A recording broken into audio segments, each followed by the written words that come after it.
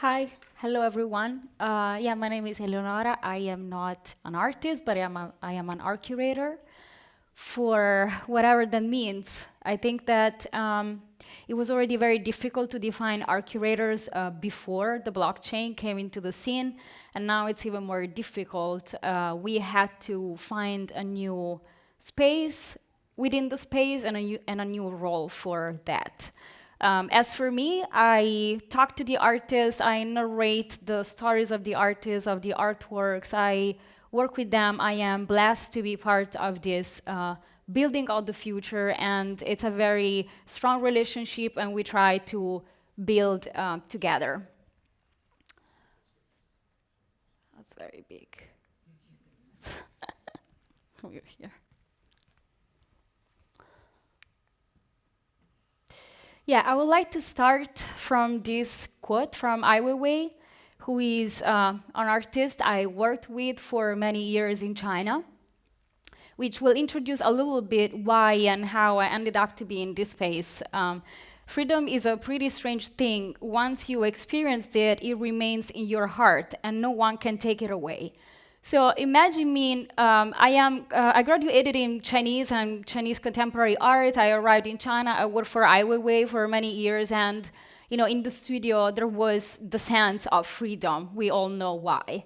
So after so many years in such a special place with special people and specific atmosphere, it was very difficult for me to go back to the contemporary art world, museums or galleries. I always worked with on the side of artists and in a very special place, and so like I didn't know what to do after that, and I decided to go to New York. And in New York, I met in 2018 these fantastic people who were doing something called crypto art, and this space, so-called, like it was blockchain art, digital art tokenized on the blockchain, crypto art, NFT art. That's where I found the same values where I was coming from, freedom. So yeah, this is my timeline. I was in China for many years, and then in New York is where everything started for me for my experience with art and technology, and now I officially live in the Metaverse.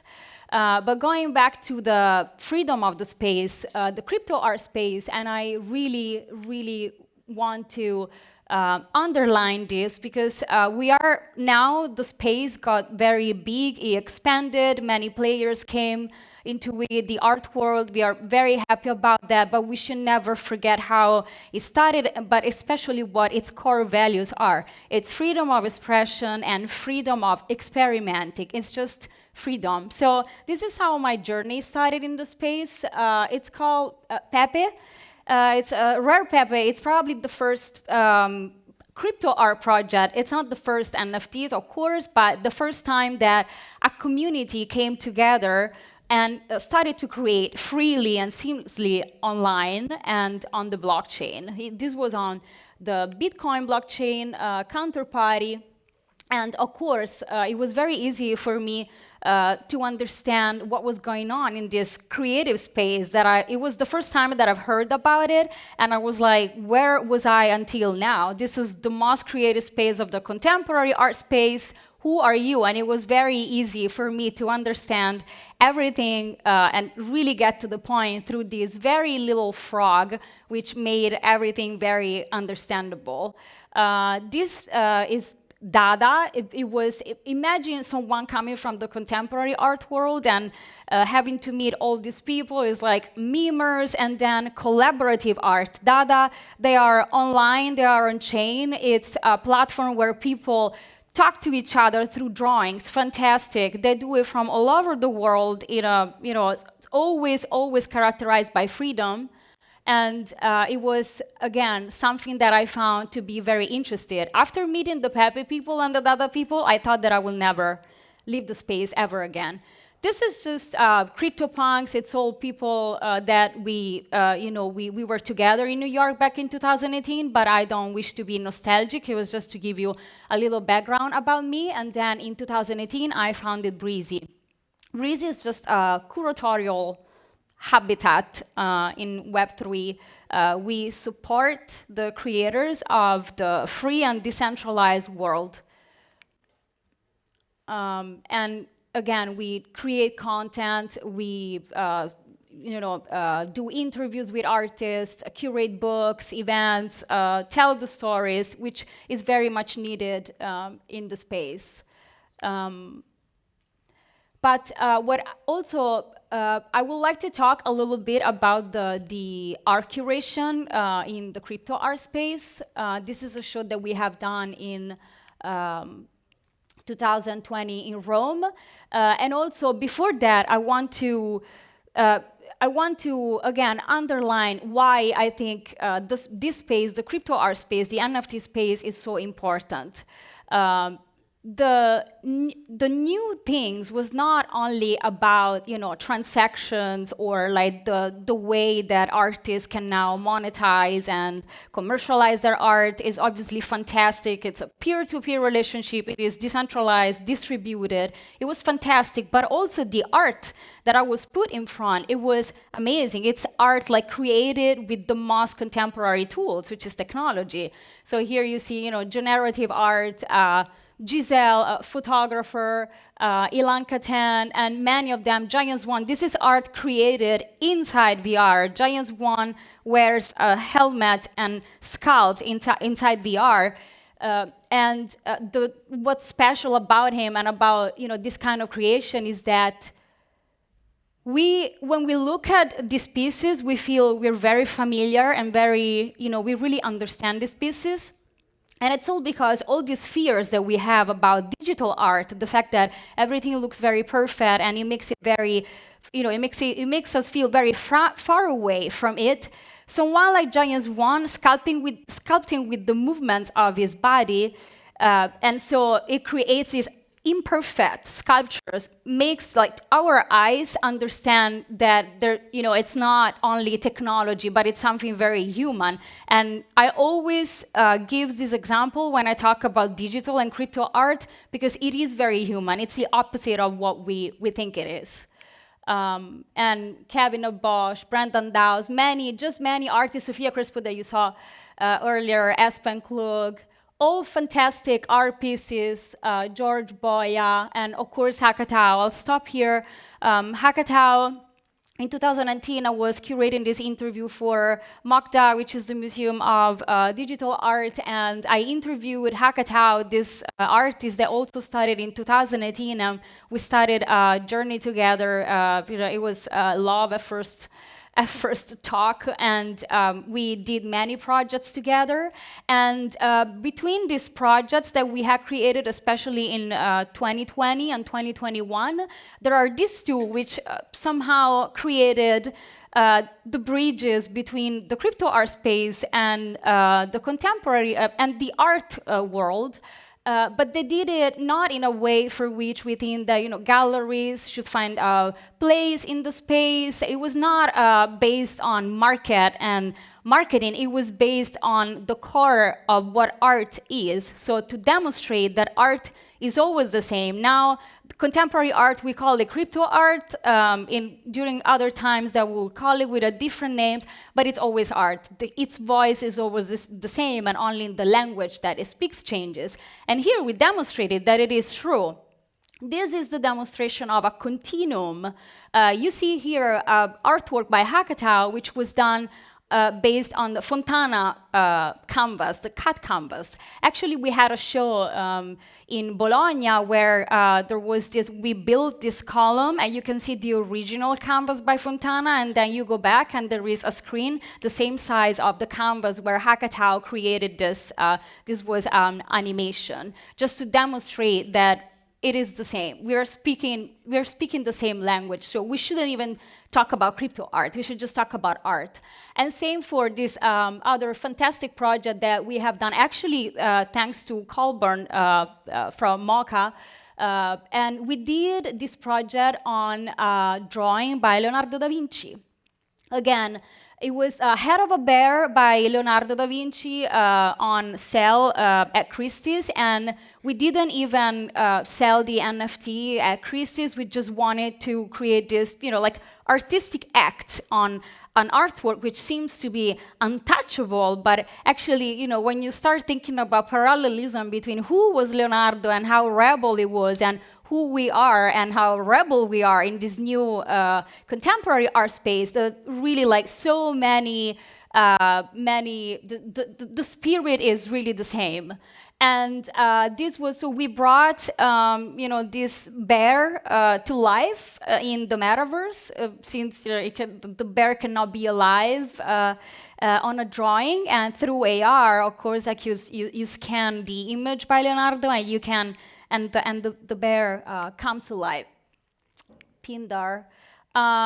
And another important part of what I do and what I think the space, what I think the future of the space will be is the metaverse. This is why I now say that I do live in the metaverse.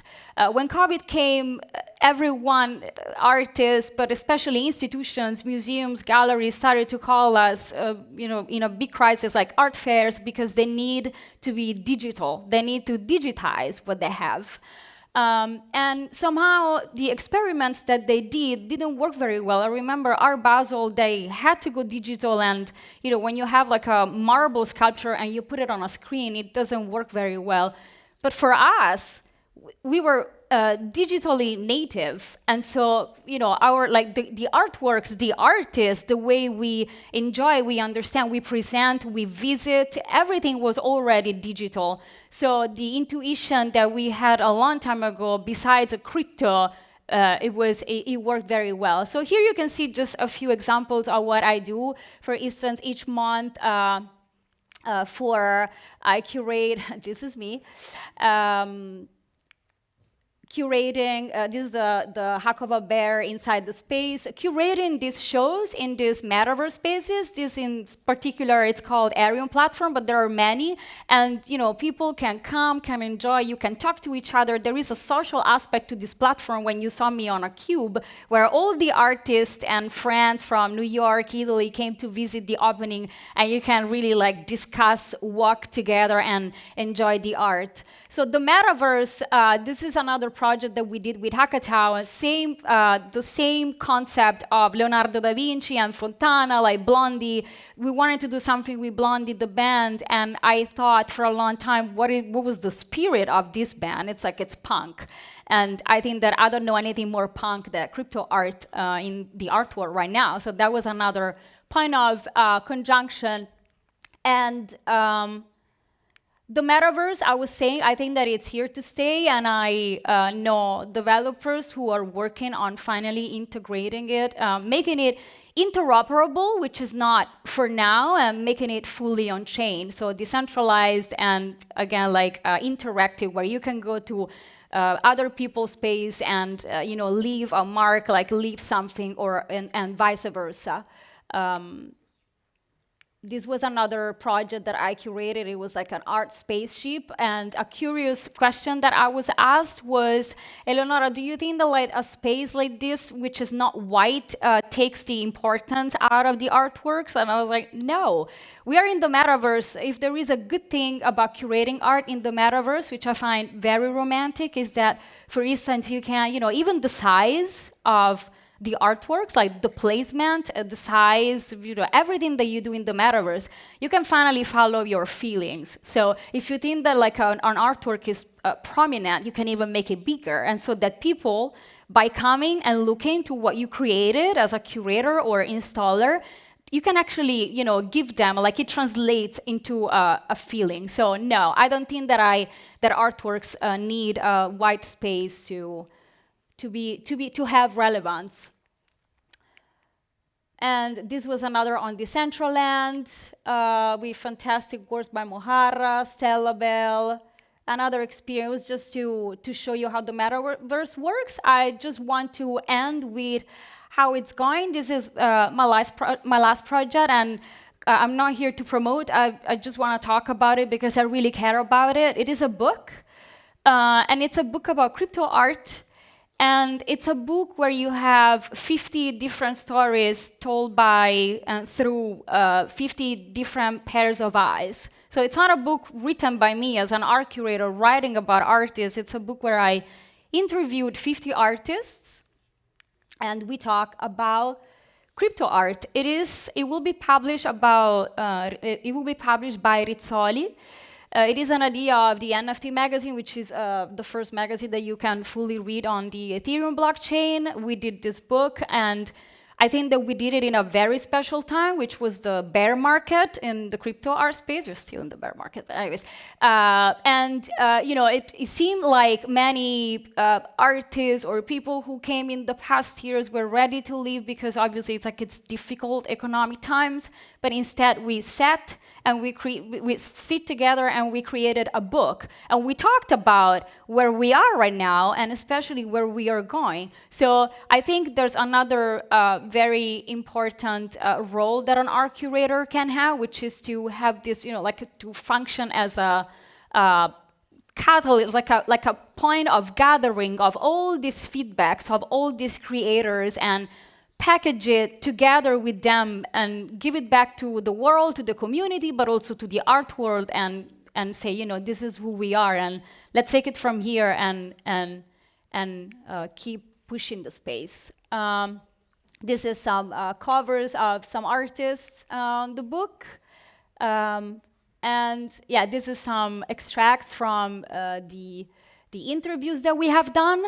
And yes, I would just like to conclude with the fact that the space, the crypto art space is very new, although sometimes we have the feeling that we have been here for a very long time because of the speed of the blockchain, which doesn't really correspond to the speed of like physical life. But there's still much that needs to be done in the crypto art space, and so much that we can still done. For instance, like for me, I hope to see very soon, artworks that are not just created with digital tools and then just tokenized. So to see like the NFT not only as a market tool, but to start seeing like the integration between the blockchain as smart contract as the actual part of the artworks.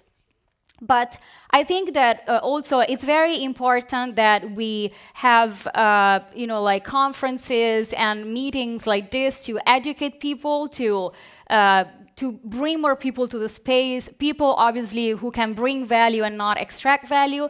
But I also think that we need to keep pushing the space and not relax in this in this time where everyone seemed to have found like validation. And so I put myself on the side of keep pushing the space. I do believe in freedom of expression and decentralization. And so I chose to support the creators of the free world. Thank you.